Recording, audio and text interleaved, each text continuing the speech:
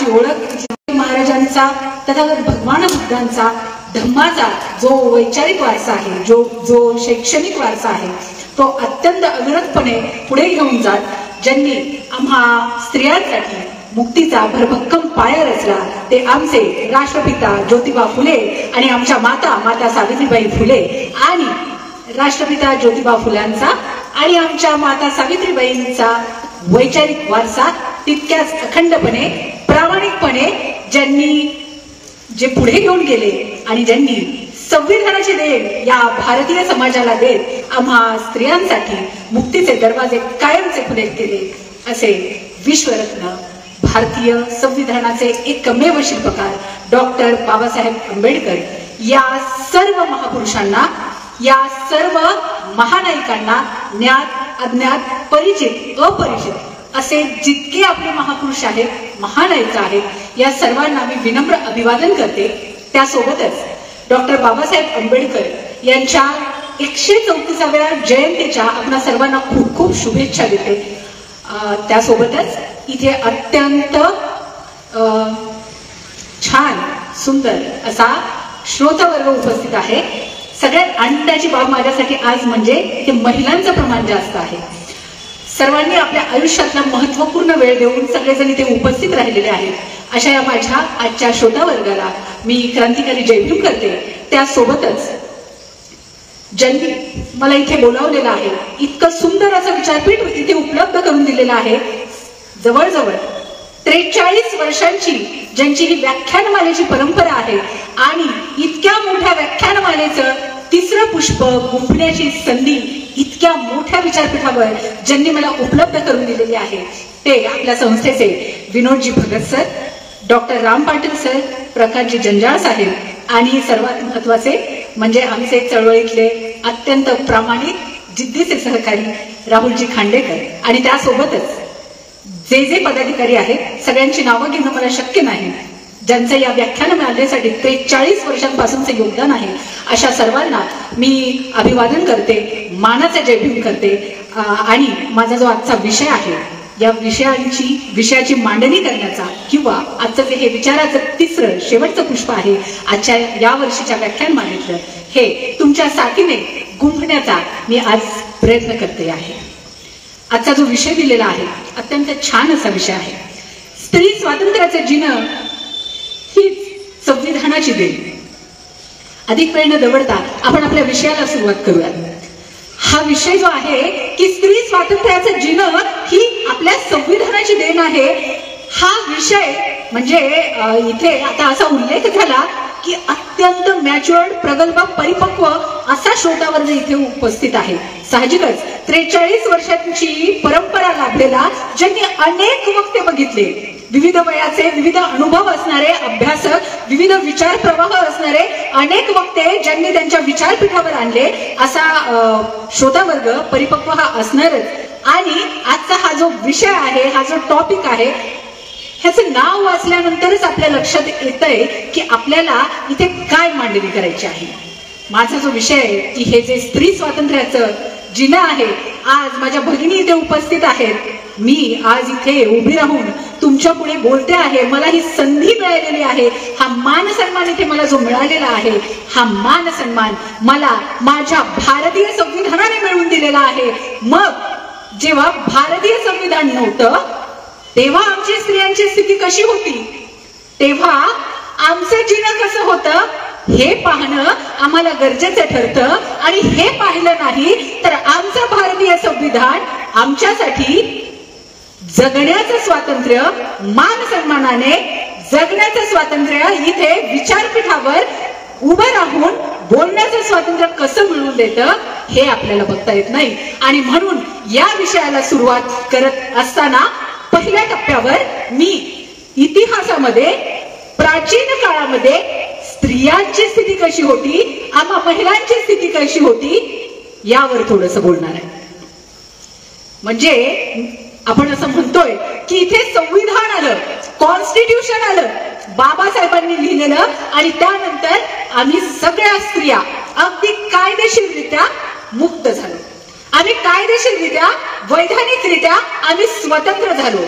मग यापूर्वीची भारतीय समाज समाज व्यवस्थेतली बाई कशी होती, तिची अवस्था कशी होती, ती कुठल्या स्थितीला होती. तर आपण जर बघितलं, आपण जर खूप आधीचा इतिहास बघितला, वैदिक काळाच्या आधी जर आपण उपलब्ध असलेल्या अस्तित्वात असलेल्या इतिहासाकडे जाण्याचा, इतिहासाला खुणवण्याचा प्रयत्न केला, तर आपल्या लक्षात येतं की आपल्या इथे जेव्हा वैदिक काळ अस्तित्वात आलेला नव्हता, इतिहासाचा वैदिक टप्पा जो अत्यंत महत्वपूर्ण असा टप्पा आहे, ज्याने भारताचा राजकीय, सांस्कृतिक, इतिहास आणि भूगोल पूर्णतः बदलला, असा हा टप्पा इथे अस्तित्वात येण्यापूर्वी इथे जो समाज होता तो नागरी समाज अस्तित्वात होता. मग या नागरी समाजातली जी स्त्री होती ती कशी होती, तर इथे मातृसत्ताक व्यवस्था अस्तित्वात असलेली आपल्याला दिसते. आपण इतिहासाची थोडीशी चाचपणी केली की आपल्या लक्षात येतं इथे जी व्यवस्था होती ती नागरी होती, सुसंस्कृत होती, बऱ्यापैकी विकसित होती. या विकसित नागरी समाज व्यवस्थेतली जी बाई होती ती बाई कशी होती, ती बाई उन्नत अवस्थेतली होती. ती बाई कशी होती, ती बाई स्वतंत्र होती. ती बाई कशी होती, ती बाई शेतीचा शोध लावणारी बाई होती. मग अशा उन्नत अवस्थेत असलेली स्त्री जी टोळ्यांची प्रमुख होती, जी गणप्रमुख होती, जी गणाची साम्राज्ञी होती, जी शोध लावणारी होती, जी शेतीचा शोध लावणारी होती, जी मातृसत्ताक व्यवस्थेची कुटुंब प्रमुख होती, अशी स्वतंत्र असणारी स्त्री अवनत अवस्थेला कशी पोचली, तिची अवनती कधी सुरू झाली, तिचा ऱ्हास कधी सुरू झाला, तर इतिहासाच्या टप्प्यावर मी याचा उल्लेख केला वैदिक काळाचा. इथे बाहेरून येणाऱ्या टोळ्यांचं आक्रमण होतं आणि इथे वैदिक संस्कृती नावाची गोष्ट या समाज व्यवस्थेमध्ये उदयाला येते, ती आपली पाळंमुळं रुजवते.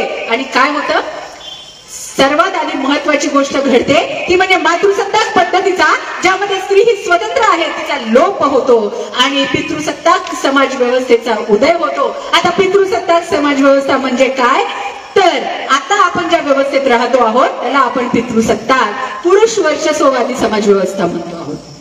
या व्यवस्थेमधली स्त्री ही कशी आहे, बाबासाहेब त्यांच्या कास्ट इन इंडिया नावाच्या शोध निबंधामध्ये इथे जात व्यवस्थेचा उगम कसा झाला आणि स्त्री ही अवनत स्थितीला कशी पोहोचली, ती दयनीय अवस्थेला कशी पोहोचली, याचं सिंहावलोकन करतात.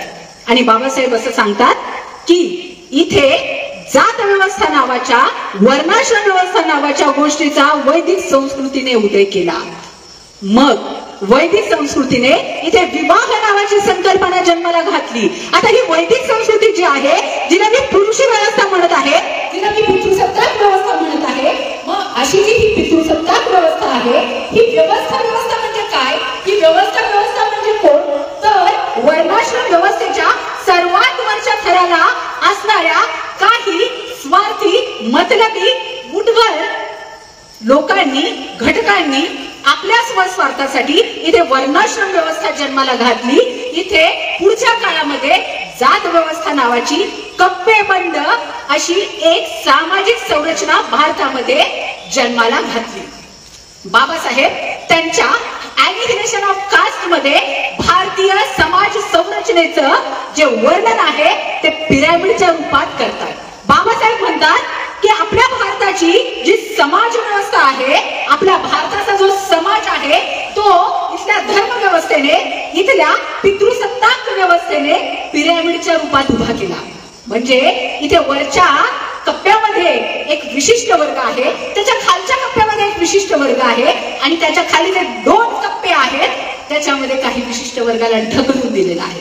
जो शेवटचा वर्ग आहे, जो शेवटचा तळाचा कप्पा आहे, या तळाच्या कप्प्याला कोण आहे, तर या तळाच्या कप्प्याला इथल्या राज्य व्यवस्थेने, सामाजिक व्यवस्थेने, सांस्कृतिक व्यवस्थेने ज्याला नाकारलेला आहे, राजकीय, सांस्कृतिक, सामाजिक, धार्मिक सगळ्या सत्तांमधून ज्याला ढकललेला आहे, नाकारलेला आहे, ज्याला परिणामी फेकून दिलेला आहे, असा घटक सगळ्यात खालच्या तळाला आहे. आणि तो घटक कोण आहे, तर तो इथल्या सर्वात खालच्या थरातला पुरुष आहे. आणि त्याच्याही खाली कोण आहे, तर त्याच्याही खाली स्त्री आहे. भारतातली सर्व जातीतली, सर्व वर्णातली जी स्त्री आहे ती भारतीय समाज संरचनेच्या सर्वात खालच्या थराला आहे. आणि म्हणून बाबासाहेब असं म्हणतायत त्यांच्या ॲनिहिलेशन ऑफ कास्ट मध्ये की आपल्याला जर समानता निर्माण करायची असेल, जी समाज व्यवस्था बाबासाहेबांनी संविधानाच्या माध्यमातून इथे घडवण्याचा प्रयत्न केला, अशी व्यवस्था जर आपल्याला जन्माला घालायची असेल, विषमता जात व्यवस्थेचं जर आपल्याला निर्मूलन करायचं असेल, तर सर्वात खालच्या थराला, सर्वात खालच्या तळाला जो आमचा स्त्री वर्ग आहे, या स्त्री वर्गाला आपल्याला मुक्त करायला लागेल. ही स्त्री कशी होती? बाबासाहेब असं का म्हणतायत ही स्त्री कशी होती?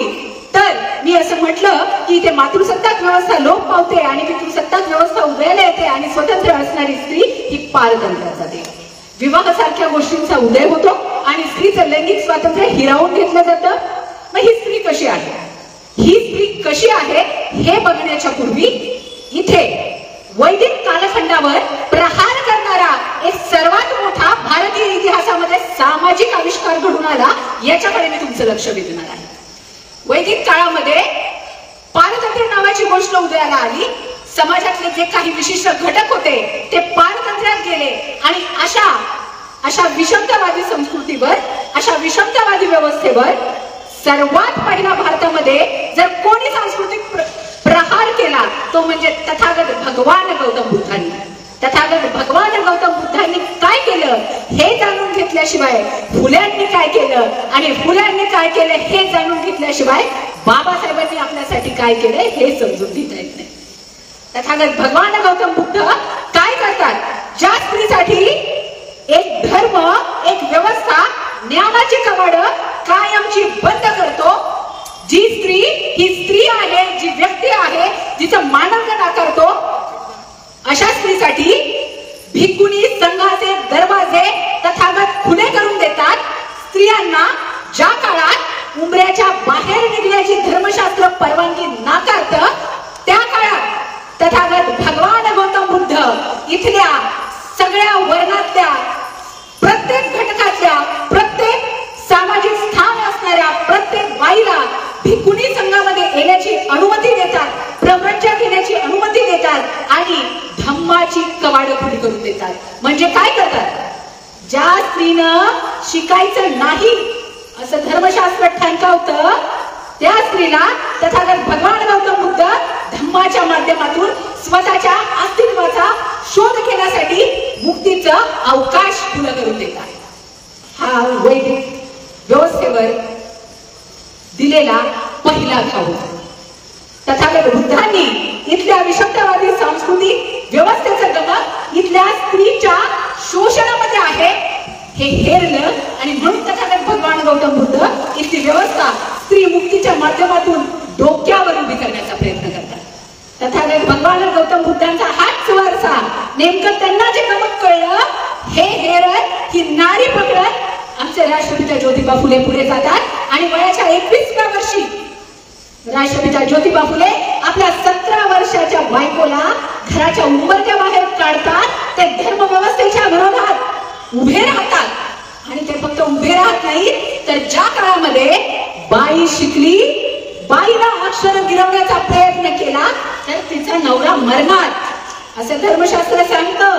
त्या काळामध्ये राष्ट्रपिता ज्योतिबा फुले आपल्या पत्नीला शिकवतात. फक्त आपल्या पत्नीला ते शिकवून शांत बसत नाही, तर ते तिला शिक्षिका बनवतात आणि इतर बायांना तू शिकव याच्यासाठी तिला ते घराच्या बाहेर काढतात.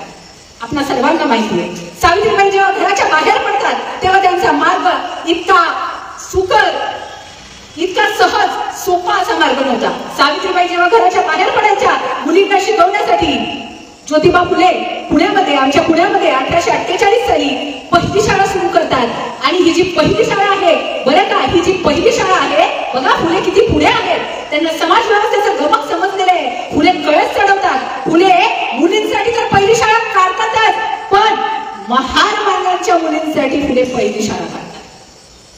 व्यवस्थेच्या सर्वात खालच्या थराला असणारा घटक जो दुर्लक्षित आहे, जो नाकारलेला आहे, जो प्रचंड शोषित आहे, अशा घटकाला मुक्त केलं तर व्यवस्था मुक्तीकडे वाटचाल करेल. ही नाडी इथल्या व्यवस्थेची फुले हेरतात आणि महार मानांच्या मुलींसाठी ते पहिली शाळा काढतात आणि फुल्यांच्या शाळेतली पहिली मुलगी मांग समाजाची मुलगी आहे मुक्ता साळवे, 14 वर्षाची मुलगी आहे.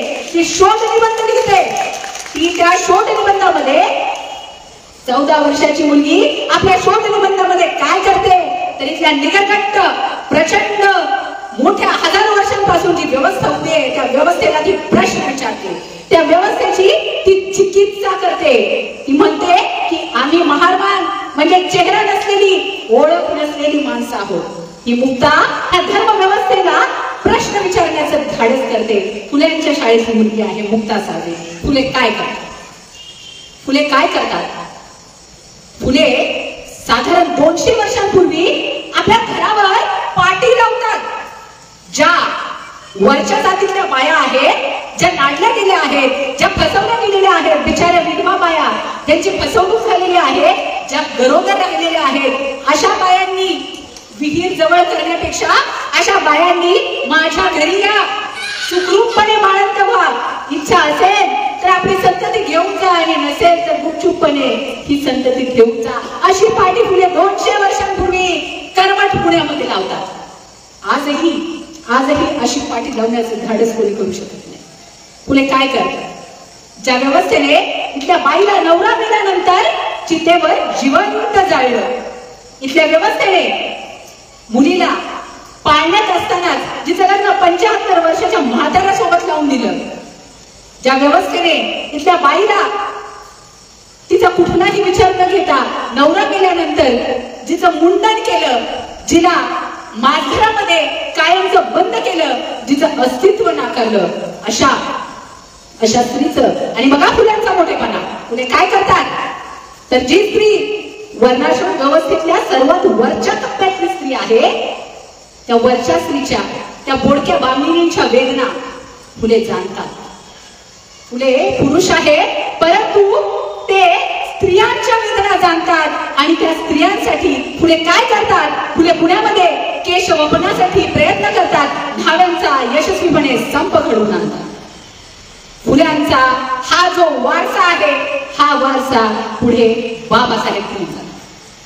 बाबासाहेब स्त्रियांसाठी काय करतात? आजचा जो विषय आहे संविधान, त्याच्यापूर्वी संविधान लिहिण्याचं महान कार्य बाबासाहेबांकडे येण्यापूर्वीही बाबासाहेब स्त्रियांसाठी काय विचार करत होते? मी सातत्याने असं म्हणते की बुद्धाचा जो स्त्री मुक्तीचा वारसा आहे, फुल्यांचं जे स्त्री उद्धाराचं काम आहे ते आमचे बाबासाहेब पुढे घेऊन जातात यशस्वीपणे. मग बाबासाहेब स्त्रियांबद्दल कसा विचार करतायत?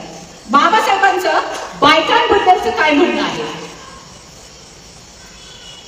बाबासाहेब रमाबाईंसोबत बाबासाहेबांचा पत्र व्यवहार व्हायचा आणि रमाबाईंना पत्र लिहिताना बाबासाहेब एका पत्रात असं म्हणतात की रमा, स्त्री मुक्तीच्या उद्धारासाठी, स्त्रीच्या उन्नतीसाठी झटणारा, शेवटच्या क्षणापर्यंत लढणारा मी एक सैनिक आहे, असा उल्लेख ते एका पत्रात करतात. आणि याच्यातूनच आपल्या लक्षात येतं की बाबासाहेब किती प्रकर्षाने इथल्या स्त्रियांबद्दल विचार करत होते. स्त्री स्वातंत्र्याबद्दल त्यांचं काय म्हणणं होतं? बाबासाहेब असं म्हणतायत की त्या स्त्रियांची जी अवनत अवस्था आहे त्यातून मला स्त्रीला मुक्त करायचंय आणि आयुष्याच्या शेवटच्या क्षणापर्यंत मी त्याच्यासाठी झटणार आहे, असं बाबासाहेब म्हणतायत. बाबासाहेब स्त्रियांसाठी काय करतायत किंवा बाबासाहेब महिलांसाठी काय विचार करतायत? बाबासाहेबांच्या 2 भाषणांचा मी इथे उल्लेख करणार आहे. 1927 साली जेव्हा महाडच्या चौदार तळ्याचा सत्याग्रह झाला, मानवतेच्या इतिहासातली अत्यंत महत्वपूर्ण अशी घटना जर कुठली असेल तर तो म्हणजे महाडच्या चौदार तळ्याचा इतिहास. बाबासाहेबांनी महाडच्या चौदार तळ्याच्या पाण्याला स्पर्श करून या जगाला त्यांनी काही कन्सेप्ट दिल्या, काही थेरी, काही सिद्धांत मांडले. बाबासाहेबांनी पाण्याला स्पर्श करून असं ठणकावून सांगितलं की ही जी नैसर्गिक साधन संपत्ती आहे, या नैसर्गिक साधन संपत्तीवर जो जो माणूस म्हणून जन्माला येईल तो स्वतंत्र असणाऱ्या प्रत्येक व्यक्तीचा समान हक्क आहे.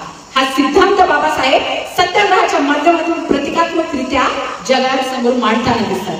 बाबासाहेबांनी महाडच्या चौदार तळ्याला स्पर्श केला आणि 1000 वर्ष जे पाणी गुलाम अवस्थेत होतं, मी असं म्हणेन पाणी गुलाम अवस्थेत होतं, होतं त्या पाण्याला बाबासाहेबांनी मुक्त केलेलं आहे.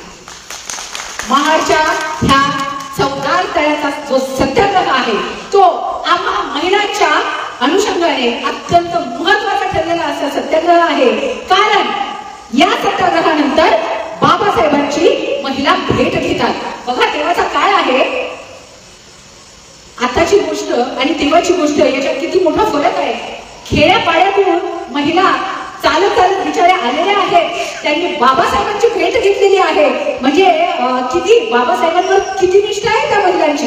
त्या बाबासाहेबांची भेट घेतात आणि बाबासाहेब त्यांना म्हणतात की आता तुम्ही माझी भेट घ्यायला आलेला आहात, तर आता मला तुमच्याशी संवाद साधायचा आहे. आणि बाबासाहेब या महिलांसोबत 1927 साली या सत्याग्रहानंतर संवाद साधतात. या संवादात बाबासाहेब या महिलांना काय सांगतात ते बघा. याच्यातून बाबासाहेब महिलांबद्दल, स्त्रियांबद्दल काय विचार करत होते, कुठल्या पातळीला जाऊन विचार करत होते हे आपल्या लक्षात येतं. बाबासाहेब या महिलांसमोर जे भाषण करतात हे भाषण बहुतेक सर्वांना माहिती आहे. बाबासाहेब या भाषणातून त्या स्त्रियांना सांगतात की तुम्ही खालच्या जातीच्या बाया म्हणून तुम्हाला हिरवलं जातंय. तुमचं जे राहणीमान आहे बघा, तुझी बारीक सारीक गोष्ट आहे.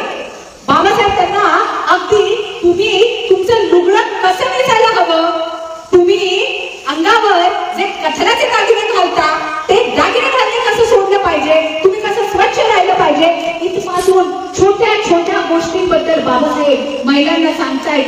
महिलांसमोर ते विचार मांडताना दिसतायत.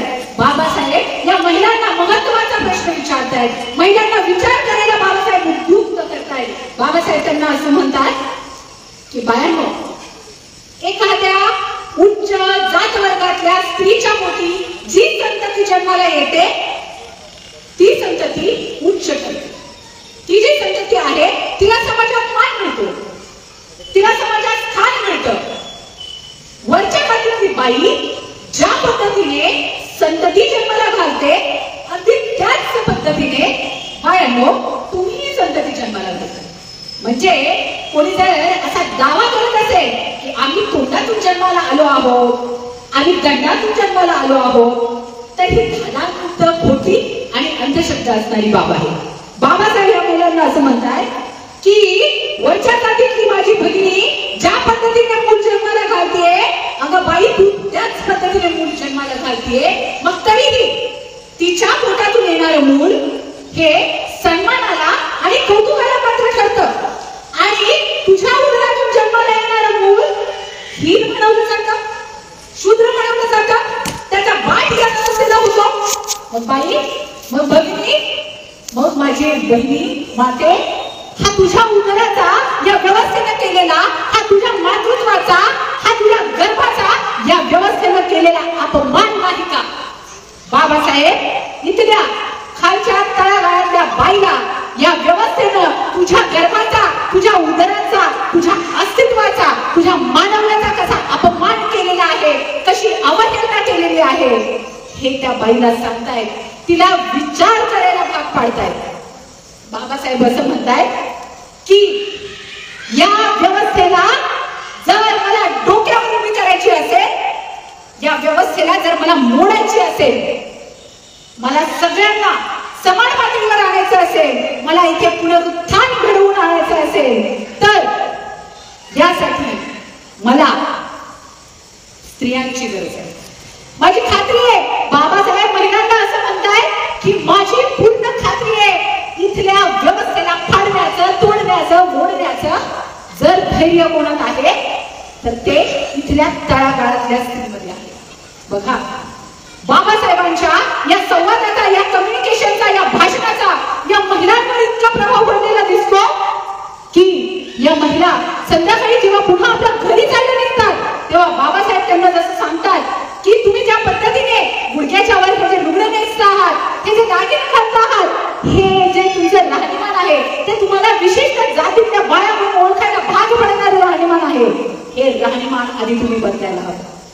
आधी काय करायला हवं? आधी राहणीमान बदलायला हवं. जेव्हा माणूस चांगला राहायला लागतो, स्वच्छ राहायला शिकतो, त्याच्यानंतर तो विचारही स्वच्छ करायला सुरुवात करतो. आणि बायकांवर, महिलांवर बाबासाहेबांचा इतका प्रभाव पडलेला आहे की बाया जेव्हा माणच्या सत्याग्रहावरून घरी जातात तेव्हा त्या गोल साडी नेसून घरी जातात आणि त्या बाबासाहेबांना दाखवतात.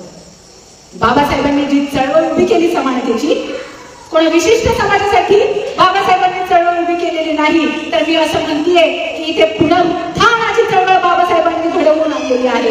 इथे एक नवीन समाजाची निर्मिती बाबासाहेबांनी केलेली आहे. बाबासाहेब या राष्ट्राचे आधुनिक जनक आहेत, आधुनिक पिता आहेत. आणि यासाठी कोण गरजेचं आहे, कोण भक्कम पाया आहे, हे बाबासाहेब सांगतायत की इथली तळागाळातली बाई इथल्या नवसमाज निर्मितीचा भरभक्कम पाया आहे, भरभक्कम आधार आहे. बघा कशी लिंक आहे. बुद्धाने काय केलं, इथली बाई मुक्त केली. बुद्धाला इथली विषमतावादी वैदिक वर्ण व्यवस्था हाणून पाडायची होती, त्याच्यासाठी बुद्धाने प्रवृत्त्या घेण्याचा मार्ग खुला करून दिला आणि बाई मुक्त केली. फुल्यांना इथली ब्राह्मणी पुरुष सत्ताच व्यवस्था उलटून पाडायची होती आणि म्हणून फुल्यांनी काय केलं, तर इथली बाई मुक्त करण्यासाठी प्रयत्न केले. आणि बाबासाहेब नेमकं तेच करतायत. नवीन समाजाची निर्मिती बाबासाहेबांना घडवायची आहे. आणि म्हणून सगळ्यात शोषित असणारी, वंचित असणारी, जिचं दमन झालंय, जिचं कुटुंबाने दमन केलंय, जिचं इथल्या पितृसत्ताक व्यवस्थेने दमन केलंय, जिचं इथल्या भांडवलशाही व्यवस्थेने दमन केलेलं आहे, अशी तिहेरी शोषित झालेली जी बाई आहे, जिचं जात व्यवस्थेने शोषण केलंय, ती बाई बाबासाहेब मुक्त करतात. बाबासाहेब काय करतात? बाबासाहेब जेव्हा मजूर मंत्री होतात, जेव्हा बाबासाहेबांना मजूर मंत्री पद दिलं जातं, तेव्हा बाबासाहेब सर्वात आधी काय करतात माहितीये का तुम्हाला? तर कारखान्यामध्ये जी कामगार बाई काम करायची, या कामगार बाईला प्रसूती रजा मंजूर करताना बाबासाहेब दिसतात. आणि सर्वात महत्वाची गोष्ट की बाईला, काम करणाऱ्या बाईला सार्वजनिक विश्वात जी बाई काम करते आहे पुरुषाच्या बरोबरीने, अशा बाईला प्रसूतीची, बाळंतपणाची रजा ही जी संकल्पना आहे, ही जी कन्सेप्ट आहे, ती संपूर्ण जगाला जर कोणी दिली असेल तर ते म्हणजे डॉक्टर बाबासाहेब आंबेडकर. बाबासाहेब काय करतात? बाबासाहेब काय करतायत तर बाबासाहेब इथल्या स्त्रीला, खाणकामगार स्त्रीला प्रसूतीची रजा देत आहेत. बाबासाहेब काय करतायत? बाबासाहेब 21 दिवसांची, किमान 21 दिवसांची रजा तिच्यासाठी मंजूर करताना दिसत आहेत जेव्हा ते मजूर मंत्री आहेत.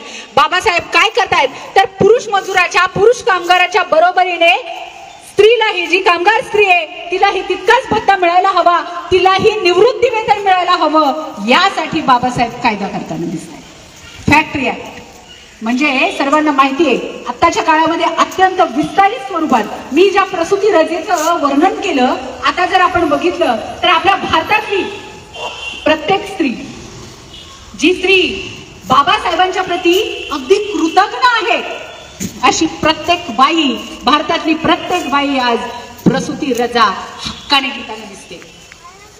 आता वाढवलेली आहे, हक्काने ती घरात बसून प्रसूती रजा घेते, हक्काने ती बिनपगारी रजा भोगताना दिसते. ती कितीही कृतज्ञ असली तरी बाबासाहेबांनी तिच्यासाठी ह्या तरतुदी करून ठेवलेल्या आहेत. बाबासाहेब स्त्रियांसाठी काय करतात? 1936ला अशी अनेक भाषणे आहेत बाबासाहेबांची, त्याच्यातून त्यासोबतच रमाबाई सोबतचा जो पत्रव्यवहार आहे, माई साहेबांसोबतचा बाबासाहेबांचा जो पत्रव्यवहार आहे, त्यांच्या आयुष्यातले काही खासगी क्षण आहेत, संवाद आहेत, या माध्यमातून बाबासाहेब स्त्रियांबद्दल काय विचार करत होते, बाबासाहेब सहजीवनाची, कुटुंब व्यवस्थेची नवीन विकसित क्रांतिकारी संकल्पना कशी मांडत होते हे आपल्याला समजेल. मी 1936च्या बाबासाहेबांच्या भाषणाचा उल्लेख करणार आहे. बाबासाहेब 1936 साली मुंबईला कामाठीपुरातल्या बायकांसोबत समोर भाषण करतात. या कामाठीपुरातल्या देहविक्रय करणाऱ्या स्त्रियांसोबत बाबासाहेब संवाद साधतात. या बायका बाबासाहेबांना भेटायला येतात. बाबासाहेबांनी धर्मांतराची घोषणा केलेली आहे आणि या बायका बाबासाहेबांना असं म्हणतायत की आम्ही तुमच्या सोबत येणार आहोत. बाबासाहेब या बायकांना खंबीरपणे, भक्कमपणे ठणकावतात. बाबासाहेब त्यांना म्हणतात, तुम्हाला आमच्या सोबत यायचं असेल तर तुम्ही जो देह विक्रयाचा केळसवाना, अमानवी असं जे काम करता आहात, त्याला काम नाही म्हणताय, व्यवस्थेने जे तुमच्यावर नाचलंय, परंपरेने जे तुमच्यावर नाचलंय, धर्मानं तुम्हाला देवदासी बनवलंय, तुम्हाला मुरळी बनवलंय, तुम्ही शोषित आहात, हा जो अत्यंत हीन पातळीवरचा, हीन पातळीचं जे काम आहे ते तुम्हाला सोडावं लागेल. आणि तेव्हा माझ्या सोबत येऊ शकत. बाबासाहेब या गैरविक्रय करणाऱ्या स्त्रियांना सांगतायत की भाकरीपेक्षा, महिलांना ते संदेश देत आहेत की भाकरीपेक्षा आपल्याला इज्जत प्यारी असली पाहिजे. म्हणजे भाकरी नाही मिळाली, अन्न नाही मिळालं तरी चालेल, पण पोटासाठी, छोट्या छोट्या गोष्टींसाठी तडजोड करत तुम्ही जे आपलं शीत आहे हे तुम्ही विकता कामा नये. बाबासाहेबांना स्त्री कशी अपेक्षित आहे? भारतीय समाज व्यवस्थेत जी स्त्री अवनत अवस्थेला पोहोचली होती ती स्त्री कशी असावी? तर बाबासाहेब म्हणतायत बाईनं शीलवान नसलं पाहिजे, बाईनं चारित्र्यवान असलं पाहिजे. बाबासाहेब असं सांगतायत जेव्हा एक पुरुष निर्व्यसनी असतो, एक पुरुष घरातला कर्ता पुरुष चारित्र्यवान असतो, तेव्हा काय होतं तर त्याचं जे कुटुंब असतं ते उन्नत अवस्थेला पोहोचतं. जो पुरुष दारुडा असतो, जो व्यसनी असतो, आपण बघतो त्याच्या कुटुंबाचे पण अतोनात हाल होतात. पण बाबासाहेब बघा किती मोठी सामाजिक जबाबदारी बायकांना सोपवताना दिसत आहे. बाबासाहेब म्हणतायत पुरुष जेव्हा चारित्र्यवान असतो, शीलवान असतो, तेव्हा त्याच्या कुटुंबाचा विकास होतो.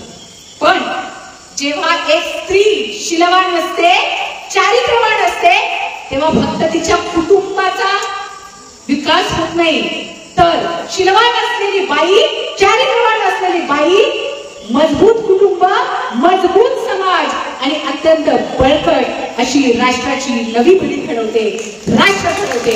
आणि म्हणून बाईने कसं असलं पाहिजे तर बाईने शीलवान असलं पाहिजे. बाईने कसं असलं पाहिजे? बाईने कुठलीही तडजोड केली नाही पाहिजे. तिने तिच्या अस्तित्वासाठी उभं राहिलं पाहिजे. ही व्यवस्था तिच्या शरीराचं शोषण करण्यासाठी टपलेली आहे, तिच्या अस्तित्वाचं दमन करण्यासाठी टपलेली आहे. बायकांनी, स्त्रियांनी आता हे लक्षात घ्यायचंय आणि त्या व्यवस्थेच्या विरोधात उभं राहायचंय. बाबासाहेब महिलांसाठी काय विचार करत होते? बाबासाहेब स्त्रियांच्या स्वातंत्र्यासाठी काय विचार करत होते हे थोडक्यात बघण्याचा आपण प्रयत्न केला. आता पुढच्या टप्प्यावर बाबासाहेब बायकांसाठी हे सगळं बोलून फक्त थांबत नाही, तर बाबासाहेब प्रत्यक्ष ठोस अशी काहीतरी कृती करताना दिसतात. बाबासाहेब काय करतात? बाबासाहेबांकडे भारतीय संविधानाच्या निर्मितीचं अत्यंत महान असं काम येतं आणि बाबासाहेब ही जबाबदारी अगदी एकट्यानं प्रामाणिकपणे पार पाडतात. म्हणजे मी प्रत्येक वेळेला हा उल्लेख केल्याशिवाय थांबत नाही की जेणेकरून बाबासाहेबांनी संविधान निर्मितीसाठी काय त्याग केला हे लोकांपर्यंत पोहोचलं पाहिजे.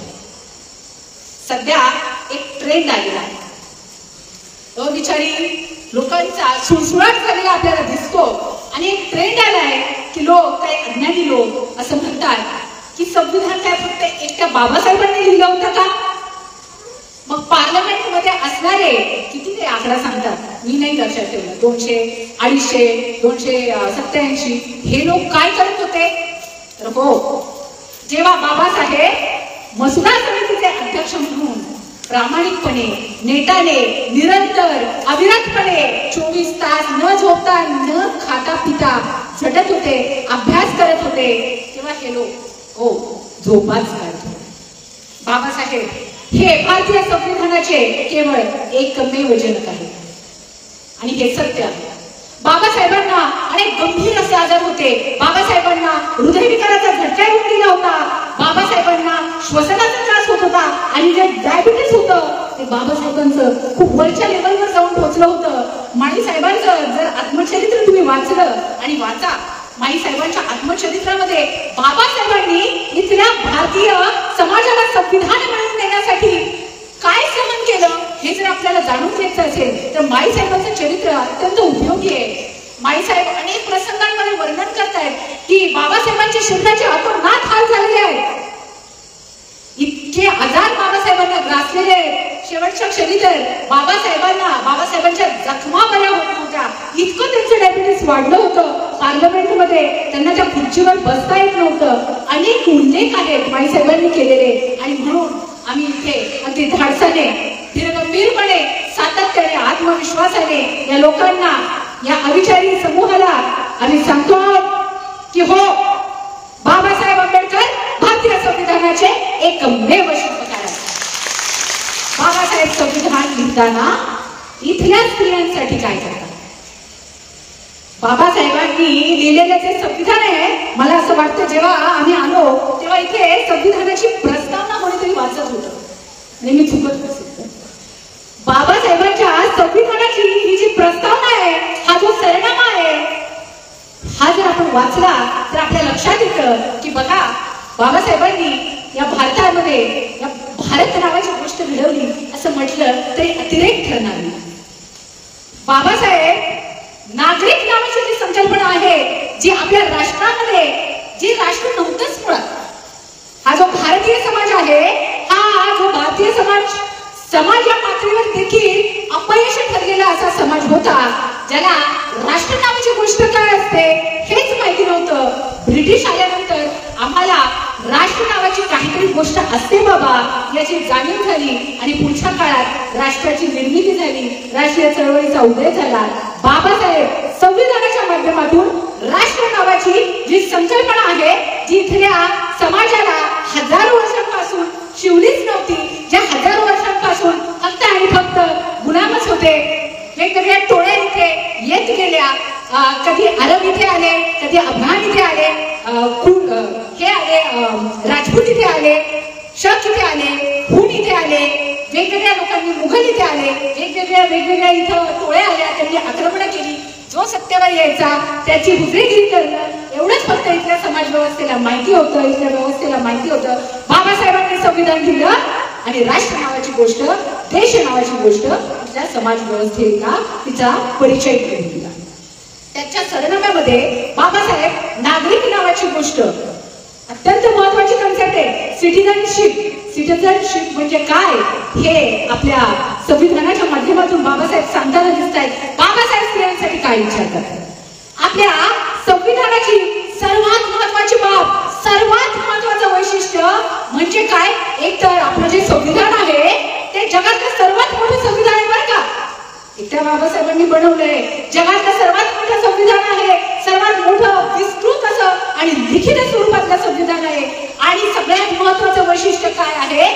ज्याच्यामुळे भारताची जनता, आपण सगळे नागरिक भारताचे हे सार्वभौम आहोत, जे सॉव्हरेन आहोत. म्हणजे किती कोणाचाही मोठा बाप सगळ्यात वरच्या खुर्चीत बसलेला असला तरी त्याला खाली खेचण्याचं जे स्वातंत्र्य आहे, जो हक्क आहे, जो अधिकार आहे, तो शेवटी कोणाकडे आहे तर तो आपल्याकडे आहे, भारताच्या नागरिकांकडे आहे. बाबासाहेब संविधानाच्या सरनाम्यामध्ये असं म्हणतायत की हे संविधान, बघा त्यांच्या मनाचा मोठेपणा, बाबासाहेब म्हणतायत की हे संविधान आम्ही भारताचे लोक स्वतःप्रती अर्पण करत आहोत.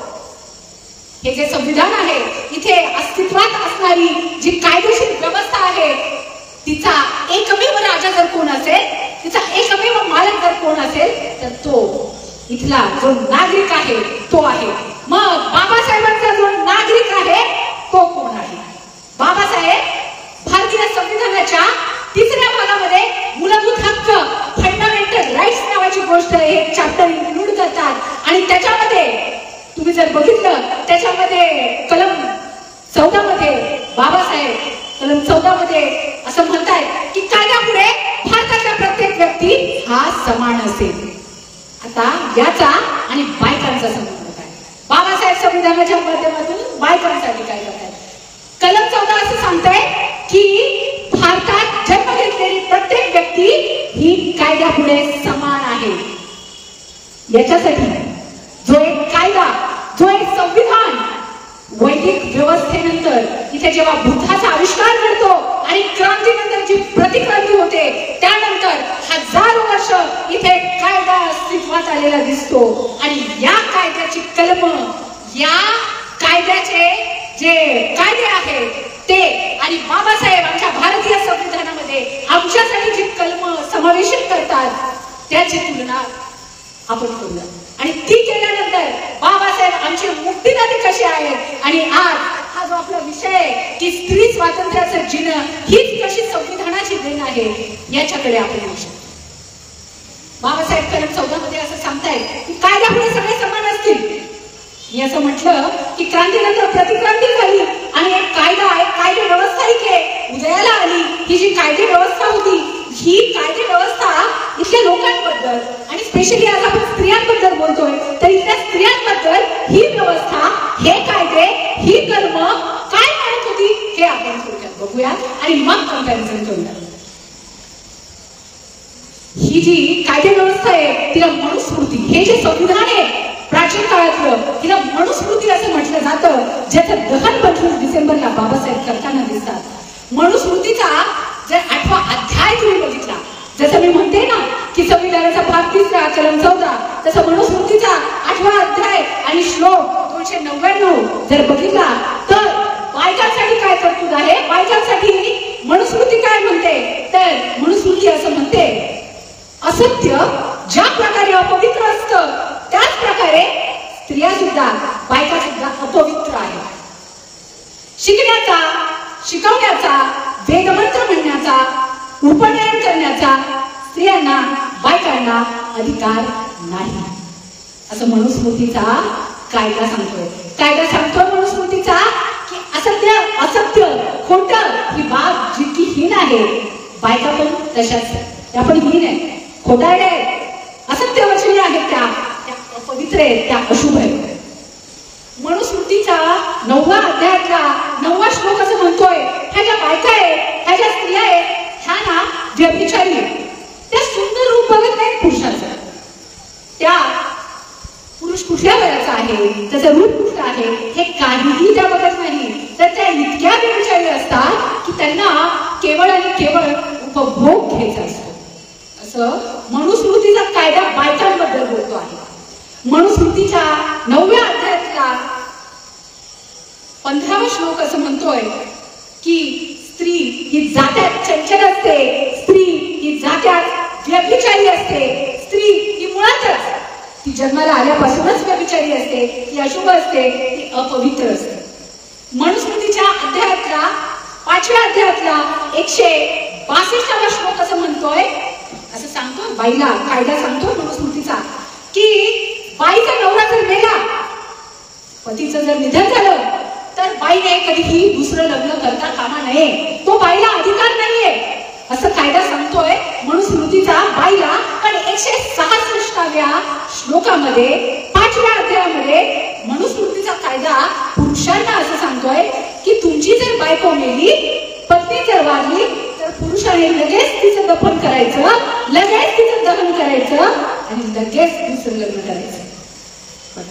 मनुस्मृतीचा कायदा स्त्रियांना सांगतोय की तू लग्न करू शकत नाही, आणि पुरुषांना सांगतोय, पुरुषी वर्चस्ववादावर उभारलेला हा कायदा पुरुषांना मात्र असं सांगतोय की बाई मेली तर काही जास्त लढापडपण करण्याच्या भानगडीत पडू नको, लगेच तिचं दहन कर, गाडून टाक तिला आणि चल पुढं, लगेच दुसरं लग्न. मनुस्मृतीच्या 9व्या अध्यायातला 18वा श्लोक असं सांगतोय की वेदांचा, स्मृतींचा अभ्यास करण्याचा, अध्ययन करण्याचा, धर्मज्ञ बनण्याचा, धर्माचं ज्ञान घेण्याचा, चिकित्सा करण्याचा, शिक्षण घेण्याचा बाईला अधिकार नाही. हे मनुस्मृतीचे कायदे आहेत. बाबासाहेब 14व्या कलमामध्ये असं सांगताय, कायद्यापुढे सगळे समान असतील. 15व्या कलमामध्ये बाबासाहेब असं सांगताय की भारताचा नागरिक, मग तो कुठल्याही जातीचा, कुठल्याही वंशाचा, कुठल्याही वर्गातला आणि कुठलाही लिंग भावाचा, कुठलाही जेंडर असू दे, पुरुष असू दे, स्त्री असू दे किंवा आणखी कुठला जेंडर असू दे, असा कुठलाही नागरिक हा काय असेल तर तो कायद्यापुढे समान असेल. कायदा सर्वांना समान संरक्षण देईल, सर्वांसाठी समान कायदे असतील. मनुस्मृतीचे कायदे जर तुम्ही बघितले तर मनुस्मृतीचे कायदे असं सांगतायत की विशिष्ट गुन्हा केल्यानंतर कायदा बघेल की गुन्हा करणारा जो व्यक्ती आहे तो वरच्या थरातला आहे की तो खालच्या थरातला आहे, आणि त्यानुसार कायदा त्याला काय शिक्षा द्यायची हे ठरवेल. बाबासाहेबांचा कायदा असं सांगतोय कायदा पुढे सगळे समान आहे. मग कोणी राव असू दे, कोणी रंग असू दे, कोणी मोठ्या बापाचा असू दे, कोणी छोट्या बापाचा असू दे, कायदा हे काहीही बघत नाही. कायदा सर्वांना समान संधी देईल, कायदा सर्वांना कायद्याचं समान संरक्षण देईल. बाबासाहेबांच्या कलम 16 मध्ये बाबासाहेब एवढं करून थांबत नाही. कलम 15 मध्ये बाबासाहेब सांगतात सगळे समान आहेत, आणि कलम 15(3) मध्ये आणि कलम 16 मध्ये बाबासाहेब काय करतायत तर तर इथल्या ज्या स्त्रिया आहेत, ज्या हजारो वर्षांपासून शोषित आहेत, त्यांना समानतेच्या पातळीवर आणायचं असेल पुरुषांच्या बरोबरीने, तर त्यांच्यासाठी खास तरतुदी केल्या पाहिजेत. सकारात्मक पक्षपाताची जी संकल्पना आहे, जिला आरक्षण असं म्हटलं जातं, तिची तरतूद बाबासाहेब स्त्रियांना उपलब्ध करून देत आहेत. बाबासाहेब असं सांगतायत की इथल्या शोषित बाईला जर आता आपल्याला समानतेच्या पातळीवर आणायचंय, तर यांच्यासाठी राज्यानं, राज्य संस्थेनं, इथल्या शासन नावाच्या गोष्टीनं काय करायचंय, तर खास तरतुदी करायच्या. आज आपण बायकांसाठी खास कायदे बनलेले बघतो. म्हणजे अगदी आपण बसमध्ये जरी गेलो, बसायला एसटीत गेलो, तर महिलांसाठी राखीव जागा तिथे ठेवलेली आहे, बरोबर. अनेक जे कायदे आहेत आपण बघतोय, स्त्रियांसाठी जे अनेक कायदे बाबासाहेबांनी बनवलेले आहेत, ते शासनाने बनवायला हवे असं कलम 15(3) मध्ये, कलम 16 मध्ये बाबासाहेबांचं संविधान इथल्या शासन संस्थेला ठणकावून सांगताना दिसतं. कलम 18, कलम 19 जर आपण बघितलं, तर बाबासाहेब व्यक्ती स्वातंत्र्य नावाची गोष्ट, अभिव्यक्ती स्वातंत्र्य नावाची गोष्ट, आता मी जे तुमच्या पुढे इथे उभी राहून बोलते आहे, हे भाषण स्वातंत्र्य नावाची गोष्ट प्रिंट करण्याचं, आता आमचे राहुलजी इथे हे सगळं प्रसारित करतायत, हे प्रसारित करण्याचं स्वातंत्र्य, वर्तमानपत्रात छापून आणण्याचं, हे जे सगळं स्वातंत्र्य आहे, ते 19 कलमाच्या अंतर्गत बाबासाहेब बांधताना दिसत आहेत, समाविष्ट करताना दिसत आहेत. इथल्या बाईनं, म्हणजे उद्या जर इथे जर कोणी येऊन मला असं बोलणार असेल की तू बोलू शकत नाही, मी जर मनुस्मृतीच्या कायद्यामध्ये जर उभी राहून बोलले असते, तर कदाचित आज माझी जीभ ताबडतोब छाटली गेली असती. मी जर त्या व्यवस्थेत बोलण्याचा, धर्माला प्रश्न विचारण्याचा प्रयत्न केला असता, तर कदाचित नक्कीच माझ्या कानामध्ये गरम शिसे उठले असते, माझी जीभ छाटली असती, मला ढकलून दिलं असतं, मला उकळत्या पाण्यात टाकलं असतं. पण मी बाबासाहेबांच्या संविधानाच्या कायद्याचं संरक्षण घेऊन, आधार घेऊन, भक्कमपणे उभी राहून इथे माझं अभिव्यक्ती स्वातंत्र्य आहे, ते पुरेपूर त्याचा उपभोग घेताना दिसत. बाबासाहेब काय करतात, बाबासाहेब आम्हाला बोलण्याचं स्वातंत्र्य देतात, बाबासाहेब आम्हाला चिकित्सा करण्याचं स्वातंत्र्य देतात, बाबासाहेब आम्हाला लिहिण्याचं स्वातंत्र्य देतात. ज्या बाईला हातात पेन पकडण्याची अनुमती ही धर्म नाकारतो, त्या बाईला बाबासाहेब सर्वात वरच्या पदावर, राष्ट्रपती पदावर नेऊन बसवतात. बाबासाहेबांचं संविधान काय करतं, बाबासाहेबांचं संविधान जर तुम्ही बघितलं, म्हणजे स्त्रियांसाठी काय काय तरतुदी आहे त्या जर तुम्ही बघितलं, तर लक्षात येतं कलम 39 सारखी जी कलम आहे, त्याच्यामध्ये कलम 42 सारखं जे कलम आहे, म्हणजे मजूर मंत्री असताना बाबासाहेबांनी खान कामगार स्त्रीपुरता जो कायदा केला होता भरपगारी रजेचा, कलम 42 जर आपण बघितलं तर मॅटर्निटी लीव्ह नावाची गोष्ट आपल्या इथे उपलब्ध आहे. 6 आठवड्याची भरपगारी रजा इथल्या बाईला मिळते. म्हणजे इथली बाई जी आहे ही बाई शिकली पाहिजे, आणि शिकून ती नुसती चुली पुढे धूर फुंकत नाही बसली पाहिजे, तर ती बाहेर आली पाहिजे, तिने पुरुषाच्या बरोबरीने काम केलं पाहिजे, स्वतःची जी कौशल्य आहे, स्किल्स आहेत, तिने वापरले पाहिजे, असं बाबासाहेब याच्यावर ठाम आहे. पण बाई बाहेर येईल, ती उदरनिर्वाहाचं साधन शोधेल, पण तिचं जे स्त्रीत्व आहे, तिचा जो देह आहे, त्याची रचना कोणी बदलू शकत नाही. ती सायंटिफिक आहे, ती वैज्ञानिक आहे. पण जेव्हा बाई बाहेर काम करायला जाईल, पण जेव्हा तिला मातृत्व प्रदान होईल, ती जेव्हा तिला गर्भधारणा होईल, मग अशा वेळेला जर मॅटर्निटी लीव्ह नावाची गोष्ट इथे अस्तित्वात नसेल, तर बाईला नोकरी सोडण्याखेरीज पर्याय नाही. ही गोष्ट बाबासाहेबांच्या लक्षात आली, आणि म्हणून बाबासाहेब बाळंतपणाची रजा देताना दिसतात. आता म्हणजे बघा, आपलं हे जे संविधान आहे, हे बाईबद्दल इतका विचार करतंय, इतकी पुढारलेली तत्व आहे या संविधानाची, की या तत्वांचा आधार घेऊन स्त्रीवादी चळवळी करून आता आणखी अशी मागणी येत आहे बरं का, की बायकांचा जेव्हा मासिक धर्म बायकांना जेव्हा येतो, जेव्हा बायका मेन्स्ट्रुएशन मध्ये असतात, बायका मुली, तेव्हा या स्त्रीवादी बायका आता संविधान हातात घेऊन असं म्हणतायत की जशी बाळंतपणाची रजा आम्हाला इथं कायदा देतोय, तसं जेव्हा बाई मेन्स्ट्रुएशन मध्ये असते, तेव्हा आम्हाला महिन्याला 4 दिवसाची तुम्ही रजा द्या. भरपगारी रजा आम्हाला हवी आहे अशी मागणी स्त्रीवादी चळवळीकडून होतीये. अशी मागणी स्त्रीवादी चळवळीकडून होत असली तरी मी असं म्हणते की त्यांच्या पाठीशी काय आहे तर त्यांच्या पाठीशी संविधान आहे. संविधान हातात घेऊन त्या ही मागणी करतात. इथे बायकांसाठी दिवसेंदिवस नवीन नवीन कायदे अस्तित्वात आलेले येत असलेले आपल्याला दिसतात. म्हणजे पूर्वीची स्त्री कशी होती तर आपण बघितलं इथे सती प्रथा होती, इथे केशवपण होतं, इथे बालविवाह नावाची बाब होती. संविधान काय करतं, इथला कायदा काय करतं आणि संविधान इथल्या राज्य संस्थेला बायकांसाठी काय काय करायला हवं हे काय सांगतं. संविधान काय करतंय तर बाईला स्त्रीला मतदानाचा अधिकार मिळवून देते. म्हणजे तुम्ही जर मतदानाच्या चळवळीचा इतिहास बघितला जगातला तर पाश्चात्य देशांमध्ये, अमेरिकेसारख्या देशामध्ये, फ्रान्स सारख्या देशामध्ये तिथल्या ज्या बाया होत्या ज्या आपल्याला खूप आधुनिक पुढारलेल्या वाटतात, ह्या बायांना आम्हाला पण मतदानाचा हक्क मिळायला हवा याच्यासाठी रस्त्यावर उतरावं लागलं, याच्यासाठी आंदोलन करावी लागलेली आहे. पण आपल्या देशात मात्र कुठल्याही बाईला आम्हालाही मतदानाचा हक्क असायला हवा याच्यासाठी लढा द्यावा लागला नाही. तर बाबासाहेब कलम 14 मध्ये असं म्हणतात की कायद्यामुळे सगळे समान आहेत आणि बाईचं नागरिक असणं, बाबासाहेब तिने कुठलीही मागणी न करता तिच्या नागरिकत्वावर बाबासाहेब शिक्कामोर्तब करताना दिसत आहेत. मतदानाचा जो हक्क आहे आमचं संविधान आम्हाला देताना दिसते.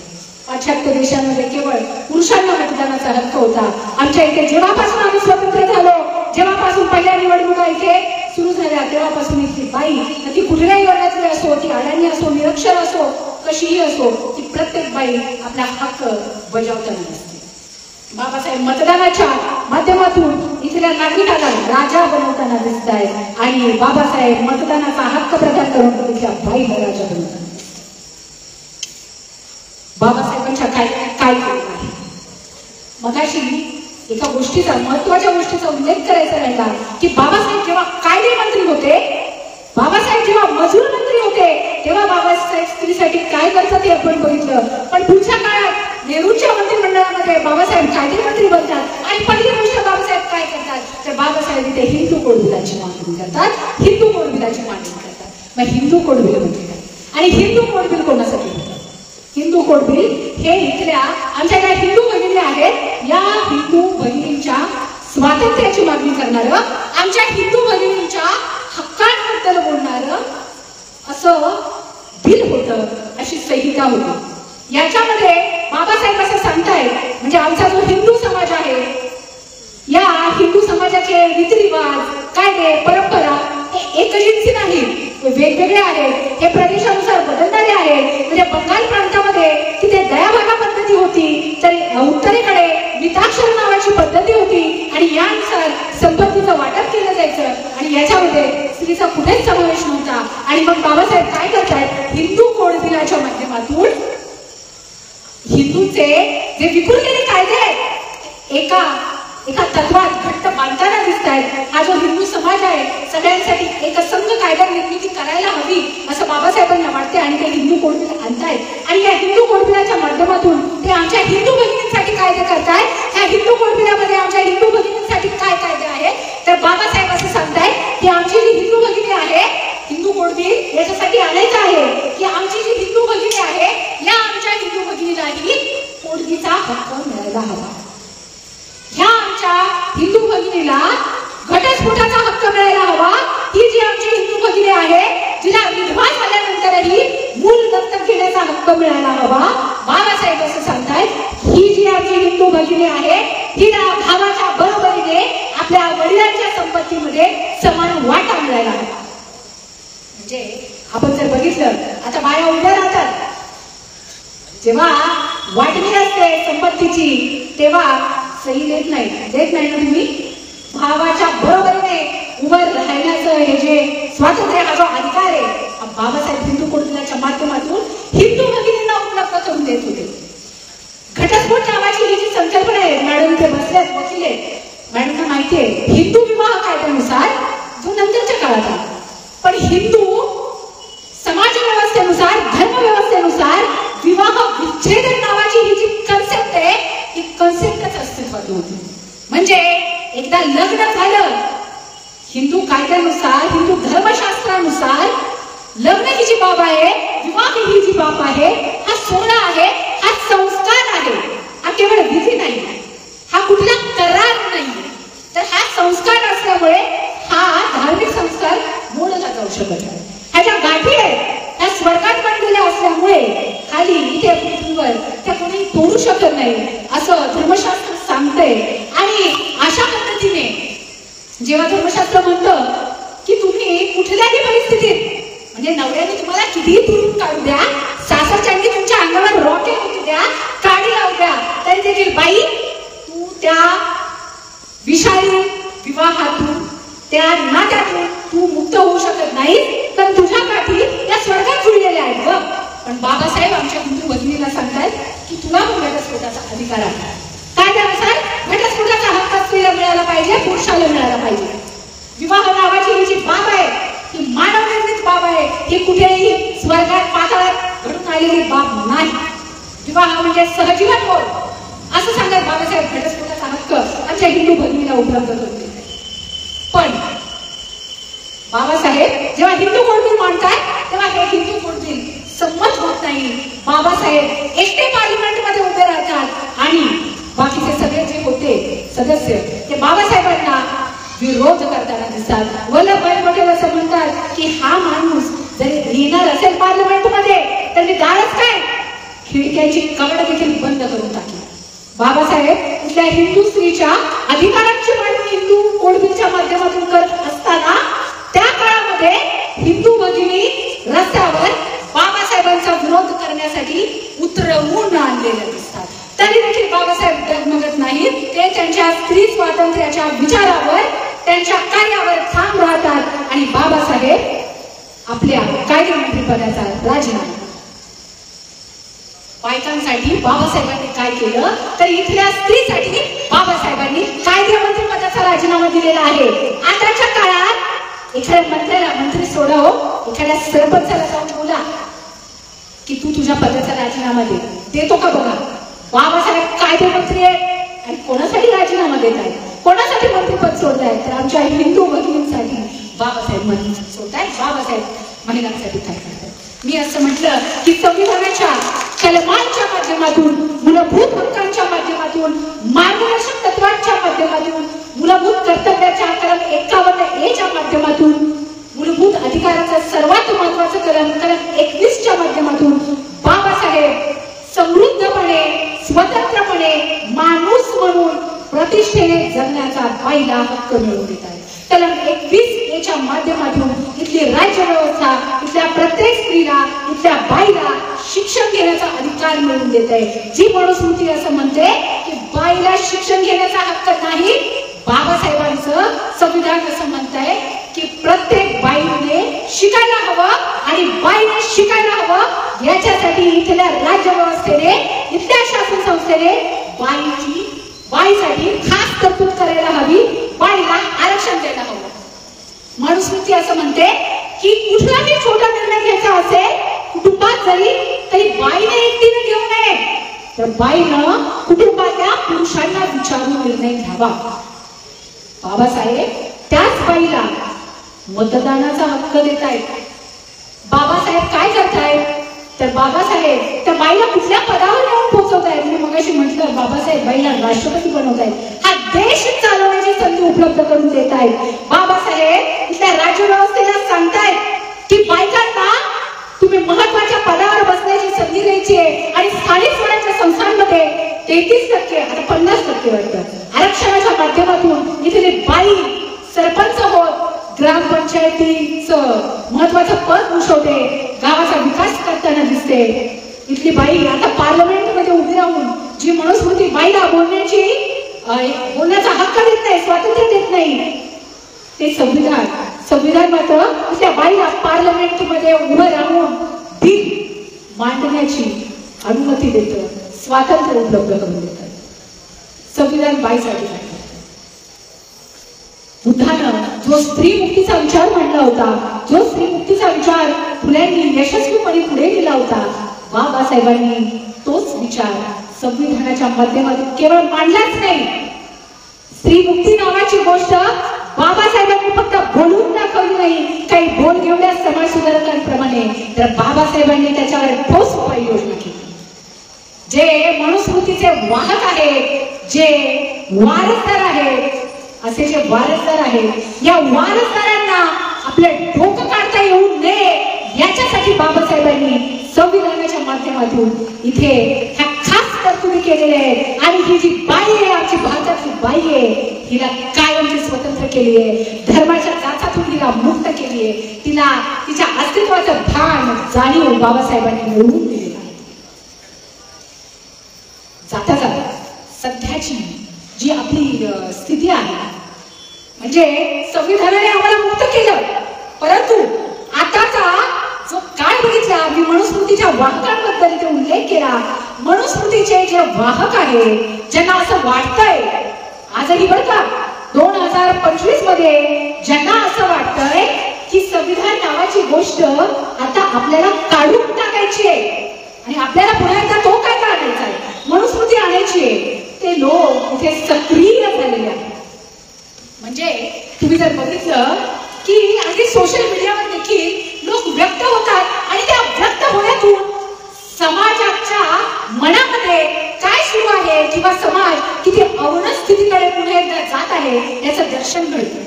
म्हणजे सध्या जर बातम्या जर बघितल्या, स्त्रियांबद्दलचे जे कायदे आहेत त्याच्या विरोधात बोलणारे लोक जेव्हा आपण बघतो, म्हणजे आता सहज असं म्हटलं जातं की मुलींना हे जे इतकं अतिरेकी स्वातंत्र्य मिळालेलं आहे, ह्या अतिरेक आहे स्वातंत्र्याचा, मुलींना हे स्वातंत्र्य नव्हतं मिळालं पाहिजे. मी काही लोकांच्या तोंडून तर असं ऐकलं की वा वा बघा सावित्रीबाई फुलेंनी मुलींना स्वातंत्र्य दिलं आणि बघा या पुढे आता काय करायला लागल्या. तर जे काही व्हिडिओज येतात सोशल मीडियावर त्याचा उल्लेख केला जातो आणि म्हणजे असं भासवलं जाते की फुलेंनी सावित्रीबाईंनी मुलींच्या स्वातंत्र्यासाठी जो इथे जो संघर्ष त्यांनी उभा केला हे सगळं फेल गेलेलं आहे, हे सगळं चुकीचं होतं. स्त्रीला पारतंत्र्यातच ठेवली पाहिजे असा विचार पुन्हा एकदा मनुस्मृतीच्या वाहकांकडून या मुलीमध्ये रुजवण्याचं काम सुरू झालेलं आहे. स्त्रियांची परिस्थिती याचा जर आपण विचार केला, काल परवा बीडमध्ये आमच्या एका वकील भगिनीला प्रचंड मारहाण झालेली दिसते. म्हणजे ती न्यूज बघितली आणि अंगावर काटा आला. उच्च शिक्षित महिला आहे आणि तिने ध्वनी प्रदूषण होत आहे असं तिने तक्रार केली, तक्रार नोंदवली. तो तिच्या अभिव्यक्ती स्वातंत्र्याचा भाग आहे. संविधानाने जे स्वातंत्र्य दिले आणि त्या अभिव्यक्ती स्वातंत्र्य तिने घेतलं म्हणून लोकांनी तिथल्या सरपंचाने तिला ज्या मारहाण केलेली आहे, आपला समाज कुठल्या व्यवस्थेकडे पुन्हा एकदा वाटचाल करतो आहे हे याच्यातून दिसतंय. दिवसेंदिवस बलात्काराच्या घटना घडताना आपल्याला दिसत आहे. म्हणजे आमच्या पुण्यात स्वारगेट सारखं जे ठिकाण आहे, आमचं पुणे हे अत्यंत सुरक्षित बरं का असं आम्हाला वाटायचं, योग्य अंकश होता. त्या दिवशी स्वारगेटला बलात्काराचं प्रकरण घडलं आणि आम्ही सगळे खळबळून झालो. मुंबई असं म्हटलं जातं की रात्रीच्या 12 देखील बाई मुंबईमध्ये आरामात फिरू शकते, पण त्या दिवशी आमच्या बांद्र्याला मुलीवर बलात्कार झाला आणि आम्ही पुन्हा एकदा जी बाई संविधानाने स्वतंत्र केली, मोकळी केली, जिला पुरुषाच्या बरोबरीने काय पुरुषाच्या 2 पावलं पुढे जाण्याची संधी मिळवून दिली, अवकाशात जाण्याची संधी मिळवून दिली, पंतप्रधान बनण्याची संधी मिळवून दिली, अशी जी ही आमची बाई आहे, हिला आता पुन्हा एकदा पिता रक्षती कौमारी भरता रक्षती यौवने रक्षंती स्थाविरे पुत्राणस्त्री स्वातंत्र्य महती ह्याकडे घेऊन जाण्याचा मनुस्मृतीचा जो अट्टहास होता, जो मनुस्मृतीने चंग बांधला होता, त्याकडे आपला प्रवास पुन्हा एकदा सुरू झालेला दिसतो. बाबासाहेबांच्या 134व्या जयंती निमित्त हा जो अत्यंत अंधकारमय असा विषारी काळ इथे सुरू झालेला आहे, हा विषारी सापाची नांगी आपल्याला बाबासाहेबांचे वैचारिक वारसदार म्हणून वेळीच ठेचावी लागली. म्हणजे बाबासाहेबांच्या विश्वासाने म्हणताय की इथल्या व्यवस्थेला तिचं जर कंबळ मोडायचं असेल तर तळागाळातली ही जी माझी महिला आहे, ही जी माझी भगिनी आहे, ती ह्या व्यवस्थेच्या कंबड्यात लाथ घालू शकते असा विश्वास बाबासाहेब व्यक्त करतात. आणि पुन्हा एकदा ह्या व्यवस्थेनं, ह्या विषारी नाग्यानं आपलं डोकं वर काढलेले, पुन्हा एकदा आमचं स्वातंत्र्य नाकारण्याचं धाडस ही व्यवस्था करते आणि हिच्या पेकटात पुन्हा एकदा आता आपल्याला लाथ घालायची आहे, जी लाथ फुल्यांनी 200 वर्षांपूर्वी घातली. बाबासाहेबांच्या 134व्या जयंतीनिमित्त ही जी व्यवस्था आहे, जी आमचं स्वातंत्र्य नाकारतीये, आम्हाला पुन्हा एकदा राजकीय, सांस्कृतिक, धार्मिक, आर्थिक सत्तेच्या पटलावरून आम्हाला हाकलण्याचं काम करते, आम्हालाच वाहक बनवते. तुम्ही बघा, थांबणार नाही आता, तुम्ही बघा मध्यंतर म्हणजे बायकांच्या विरोधात, बायकांच्या स्वातंत्र्याच्या विरोधात बोलायचं असेल तर बायकांनाच उभं करण्याचं हे जे राजकारण आहे, ते पूर्वीचं राजकारण आहे, ते पुन्हा एकदा सुरू झालेलं आहे. जाता जाता उल्लेख करेल, त्या दिवशी रामनवमी झाली. रामनवमी हा आमच्या हिंदूंचा धार्मिक सण, ती आमच्या हिंदूंची धार्मिक धारणा आहे, रामाचं असणं. त्या दिवशी मुंबईसारख्या ठिकाणी रॅली काढल्या हो, याच्यापूर्वी दिसलं नाहीये आम्हाला. म्हणजे बाया ते फेटे बांधून, त्या नऊवारी साड्या नेसून, ते बुलेटवर त्यांनी त्या रॅल्या वगैरे काढल्या रामनवमीच्या निमित्ताने. ज्या संविधानाने आम्हाला फेटा घालण्याची अनुमती दिली, ज्या संविधानाने आम्हाला बुलेट चालवण्याची अनुमती दिली, त्या संविधान दिनाच्या दिवशी आणि संविधान गात्याच्या जयंतीच्या दिवशी मात्र आम्हाला बाया कुठेच दिसल्या नाही. ज्यांच्यासाठी बाबासाहेबांनी हिंदू कोड बिल लिहिलं आणि जिला न्याय मिळत नाही म्हणून बाबासाहेबांनी राजीनामा दिला, त्या स्त्रीने बाबासाहेबांसाठी कुठलीच आस्थागत कृतज्ञता व्यक्त केली आम्हाला दिसत नाही. हे त्या आमच्या भगिनींचं नुकसान आहे, ही धोक्याची घंटा आहे आणि आमच्या भगिनींनी ती वेळीच ओळखायला हवी. एका घटनेचा उल्लेख करणार आहे मी पुण्याची. पुण्यामध्ये एका विशिष्ट महिन्यामध्ये हजारोंच्या संख्येने, आता तो आकडा लाखोंवर गेला बरं का, आणि पूर्वी ती घटना फक्त पुण्यातच घडायची. आता ती फार आदर्श वगैरे अशी गोष्ट आहे, असा आदर्श घेत महाराष्ट्रात वेगवेगळ्या ठिकाणी ते घडतं. काय तर आमच्या पुण्यामध्ये एक गणपती आहे जो नवसाला वगैरे पावतो, ज्याला नवस वगैरे बोलला जातो. मी पुण्याची असते तर मी कधी बघितलेलं नाहीये, मी तिथे गेलेली नाहीये. तिथे रस्त्यावर पहाटे हजारोंच्या संख्येने, लाखोंच्या संख्येने आमच्या भगिनी बसतात, नटून थटून प्रचंड प्रसन्नरित्या तिथे बसतात आणि त्या अथर्व शीर्षाचं पठण करतात. मनुस्मृतीचा अध्याय असं म्हणतोय की वेदाध्ययन करण्याचा, कुठलाही श्लोक म्हणण्याचा बाईला हक्क नाही. आमच्या भगिनी आता बघा अथर्व शीर्षाचं पठण तिथे करताना दिसतंय आम्हाला. आणि सर्वात खेळाची बाब मी नेहमी बोलून जाते की त्याच्याच विरुद्ध दिशेला ज्या महात्मा फुल्यांनी आमच्यासाठी पहिली शाळा काढलेली आहे, ती पहिली शाळा इतके दिवस पडक्या अवस्थेमध्ये त्याच गणपतीच्या विरुद्ध दिशेला केविलवाड्या अवस्थेत उभी राहते. आणि ह्या बाया ह्या शाळेकडे, जी त्यांची मुक्तीभूमी आहे, जी समताभूमी आहे, त्या समताभूमीकडे, मुक्तीभूमीकडे पाठ फिरवून अथर्व शीर्षाचं अगदीच मेंदू डोकं बाजूला ठेवून शकतात. या अथर्व शीर्षाचा अर्थ काय? अथर्व शीर्ष म्हणजे महागणपतीचं कौतुक करणारं श्रवण आहे. अथर्व शीर्षामध्ये जो श्लोक ह्या बायका ज्या श्लोकाचं पठण करतात, त्या श्लोकाचा दुसरा तिसरा काही अर्थ नाही, तर हा श्लोक असं म्हणतोय की हा जो महागणपती आहे हा महाब्राह्मण आहे आणि त्याची स्तुती करणारं ते पठण आहे. आणि ह्या बाया तिथे बसून हे पठण करतायत. आणि ज्याने आमच्यासाठी दगडाचा मारा झेलला, ज्या सावित्रीबाईंनी आमच्यासाठी शेणाचा मारा झेलला, त्या मुक्तिदात्यांकडे ह्या पाठ करून बसतायत. ही धोक्याची घटना आहे, ही धोक्याची सूचना आहे आणि ही आम्हाला वेळेस ओळखायची आहे. बाबासाहेबांच्या 134व्या जयंतीनिमित्त हा जो अंधाराचा काळ आहे याला फाडण्याचं, चिरण्याचा आम्ही संकल्प करतो. आपण संकल्प करूया आणि बाबासाहेबांना अपेक्षित असणारा जो समाज बाबासाहेबांनी संविधानाच्या माध्यमातून घडवण्याचा प्रयत्न केला, हा जो समाज आहे, या समाजाला जे संविधान दिलं, हे संविधान आपल्या खांद्यावर समर्थपणे पेलून नेण्याची ही जी भरभक्कम जबाबदारी आहे, ती आम्ही स्त्रिया म्हणून वाहण्याचा आपण संकल्प करूया. हीच बाबासाहेबांना हेच खरं अभिवादन ठरेल या जयंतीनिमित्त. आपण मला इथे ऐकलं, मला संधी दिली, याबद्दल मी आपले आभार व्यक्त करते. मी प्रयत्न केला, संविधानाने आमच्यासाठी काय केलं याला स्पर्श करण्यासाठी प्रयत्न केलेला आहे. पुन्हा एकदा सगळ्यांच्या ज्यांनी मला संधी दिलेली आहे, इतक्या मोठ्या व्याख्यानमालेत मला ही संधी लाभलेली आहे, हे इतकं सुंदर विचार आणि अत्यंत सुंदर असे श्रोते, खास करून माझ्या फेवरेट महिला वर्ग. आणि जाता जाता उल्लेख करते आणि ही गोष्ट मी प्रत्येक भाषेत प्रत्येक ठिकाणी महाराष्ट्रात जिथे जायचं ते सांगते. पुण्या मुंबईला बायका येत नाही.